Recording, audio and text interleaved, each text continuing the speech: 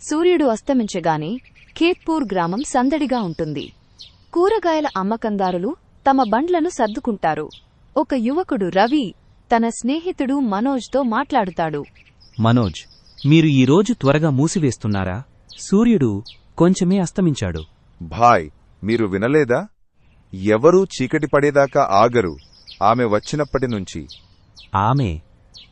ఇప్పుడు ఈ ఆమె ఎవరు? మీ దెయ్యం కథలలో మరొకటా? కథ కాదు రవి, రాత్రి వ్యాపారి. అర్ధరాత్రి తర్వాత కూరగాయలు అమ్ముతుంది. తాజావి, చాలా తాజాగా ఉంటాయి. ఆమె బతికి లేదని ప్రజలు అంటున్నారు. బహుశా ముసలి ఆంటీ అదనపు పైసా సంపాదించడానికి ప్రయత్నిస్తున్నారు. సోమరిగా లేకపోతే నేనే ఆమె నుండి కొనేవాడిని. నీకు నచ్చినట్టు నవ్వు, కాని నిన్ను నువ్వు ప్రశ్నించుకో. క్యారెట్ అమ్మే ముసలిరాము ఎక్కడా? లేక ఆకుకూరలు అమ్మే శాంతి ఎక్కడా? వెళ్ళిపోయారు, అదృశ్యమైపోయారు. ఆమె కనిపించగానే అది మొదలైంది. యాదృచ్ఛికం. రాము బహుశా గయ్యాలి భార్య నుంచి భయపడి పారిపోయి ఉండవచ్చు. జోక్ చేస్తూ ఉండు భాయ్, ఆమె స్టాల్ కోసం వెతకకు.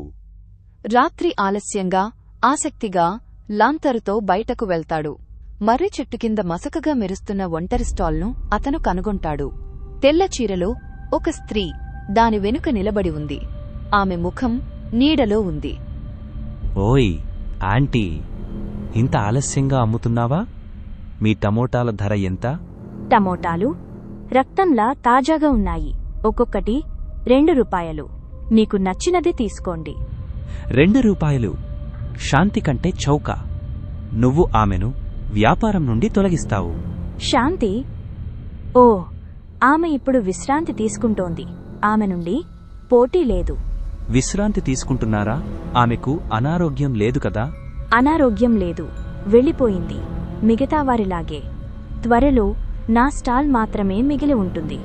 దాని అర్థం ఏమిటి? మీరు కూరగాయల సామ్రాజ్యాన్ని లేదా అలాంటిదేదో ప్లాన్ చేస్తున్నారా? మీ టమోటాలు తీసుకోండి. రేపు తిరిగి రండి. స్నేహితులను తీసుకురండి. నాకు కంపెనీ ఇష్టం. రవి టమోటాలు పట్టుకుని త్వరగా వెళ్ళిపోతాడు.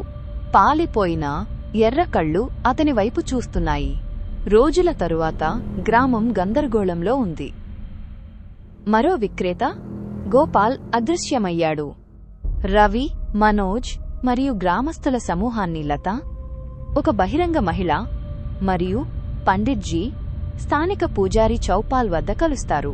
మొదట రాము, తరువాత శాంతి, ఇప్పుడు గోపాల్. 1 నెలలో 3 విక్రేతలు పోయారు. ఇది సాధారణం కాదు. నేను నీకు చెప్పాను రవి, ఇది ఆమె రాత్రి వ్యాపారి. నేను గతవారం ఆమె స్టాల్ చూశాను. ఆ క్యాబేజీలు, అవి రక్తస్రావం అవుతున్నట్లు కనిపించాయి. రక్తస్రావం అవుతుందా? నాటకీయంగా మాట్లాడకు మనోజ్. నేను ఆమెను కలిశాను. ఆమె భయంకరంగా ఉంది, ఖచ్చితంగా. కాని ఒక దెయ్యం కాదులేండి. చాలు, నేను గుసగుసలు విన్నాను. రాత్రిపూట మర్రి చెట్టు కింద అమ్మే స్త్రీ?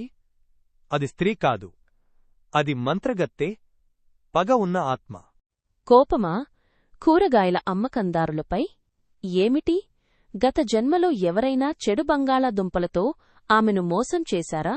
లత, నువ్వు కావాలంటే ఎగతాళి చేయు, కాని మంత్రగత్తె వాటి లక్ష్యం పూర్తయ్యే వరకు విశ్రాంతి తీసుకోవు. ఆమె మార్కెట్ను క్లియర్ చేస్తోంది, ఒక్కొక్కటిగా. ఆగండి, ఆమె నాకు ఏదో చెప్పింది. త్వరలో నా దుకాణం మాత్రమే మిగిలి ఉంటుంది. ఆమె వారిని లక్ష్యంగా చేసుకుంటోంది. ఆమెను ఆపకపోతే మనం తర్వాతి స్థానంలో ఉన్నాము. అప్పుడు ఆమె ఎవరో తెలుసుకుందాం. ఈ రాత్రి మనం కలిసి వెళ్తాము. ఆ బృందం తల ఊపింది. వారి కళ్లలో దృఢ సంకల్పం ఉంది.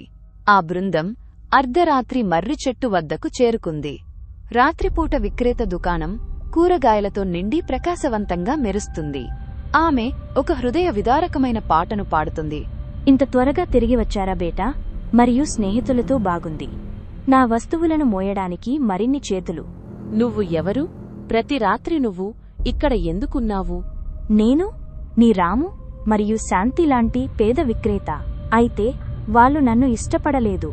నేను వాళ్ల కస్టమర్లను దొంగిలించానని చెప్పారు. కాబట్టి నేను దాన్ని సరిచేశాను. సరిచేశావా? అంటే నువ్వే వాళ్ళని చంపావు. చంపానా? లేదు లేదు, నేను వాళ్ళని తీసుకున్నాను. వాళ్ళు ఇప్పుడు నాతో ఉన్నారు. నా తోటను పెంచుకోవడంలో నాకు సహాయం చేస్తున్నాను. తోట?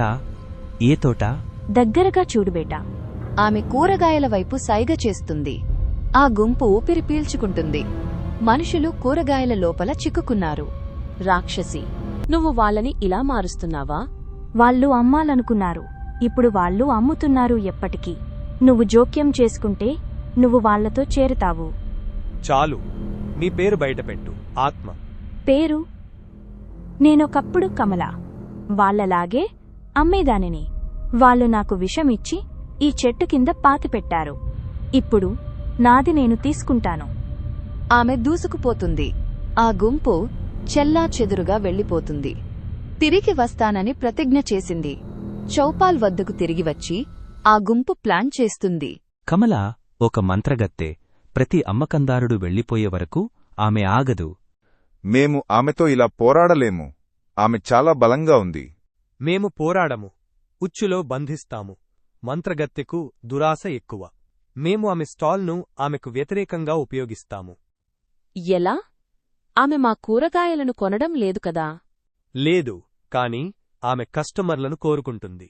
మేము ఆమెను నకిలీ కొనుగోలుదారుడితో, ఆమె అడ్డుకోలేని వ్యక్తితో ఆకర్షిస్తాము. అప్పుడు మేము ఆమెను ఉప్పు మరియు ఇనుముతో బంధిస్తాము. నేను చేస్తాను. ఆమెకు నేను తెలుసు. ఆమె నాకోసం వస్తుంది. నీకు పిచ్చి పట్టిందా? ఆమె నిన్ను నెత్తుటి వంకాయగా మారుస్తుంది. నువ్వు ఉచ్చుతో సిద్ధంగా ఉంటే ఏమీ కాదు. ఉప్పు, ఇనుము మరియు మీ ప్రార్థనలు. పండిట్జీ, దీన్ని అంతం చేద్దాం. అర్ధరాత్రి రవి స్టాల్ వద్ద ఒంటరిగా నిలబడి బేరం చేస్తున్నట్లు నటిస్తూ ఉంటాడు. ఇతరులు ఉప్పు మరియు ఇనుప గొలుసులతో సమీపంలో దాక్కుంటారు. కమల, ఈ రాత్రి మీ టమోటాలు కుళ్ళిపోయాయి. నాకు డిస్కౌంట్ ఇవ్వండి. కుళ్ళిపోయాయా? అవి తాజాగా ఉన్నాయి బేటా. నేను నిన్ను తీసుకెళ్లేటప్పుడు నువ్వు ఎంత తాజాగా ఉంటావో అంతే తాజాగా ఉన్నాయి. నన్ను తీసుకెళ్లేటప్పుడా? నేను మీ ఉత్తమ కస్టమర్ని. మీరు అలా చెయ్యరు. ఓ, నేను చేస్తాను. నువ్వు గోరింటాకులా అందంగా కనిపిస్తావు. ఆమె దూకుతుంది. గోళ్లు చాచి మనోజ్ మరియు లత బయటకు దూకుతారు. ఉప్పు విసురుతారు. కమల అరుస్తూ వెనక్కి తిరుగుతుంది. ఇప్పుడు పండిట్జీ. ఓం శాంతి శాంతి. భూమిశక్తితో బంధించబడండి. రవి మరియు మనోజ్ ఆమె స్టాల్ చుట్టూ ఇనుప గొలుసులను చుట్టారు. కమల ఆమె రూపం మిణుకుమిణుకుమంటుంది. లేదు, నా మార్కెట్ నాది. ఇక లేదు. కమల, మీ అమ్మకాల రోజులు ముగిశాయి. చివరి అరుపుతో కమల నేలపైకి అదృశ్యమవుతుంది. స్టాల్ దుమ్ములో కూలిపోతుంది. మంత్రగత్తె నుంచి ఉపశమనం పొందారు. ఉదయం అయింది. గ్రామస్తులు గుమిగూడారు. ఆమె వెళ్ళిపోయింది. అది పనిచేసిందని నేను నమ్మలేకపోతున్నాను. రవి పెద్ద నోటికి ధన్యవాదాలు. అది మనల్ని కాపాడుతుందని ఎవరికి తెలుసు? హే, నేను ఇప్పుడు హీరోని. బహుశా నేనే కూరగాయలు అమ్మడం ప్రారంభిస్తాను. అవసరం లేదు. మార్కెట్ మళ్లీ సురక్షితంగా ఉంది. కాని ఆ మర్రి చెట్టును గమనించండి. చెట్టు వైపు ఒక చిన్న గుసగుస ప్రతిధ్వనిస్తుంది. 2 రూపాయలు, రక్తంలా తాజాగా.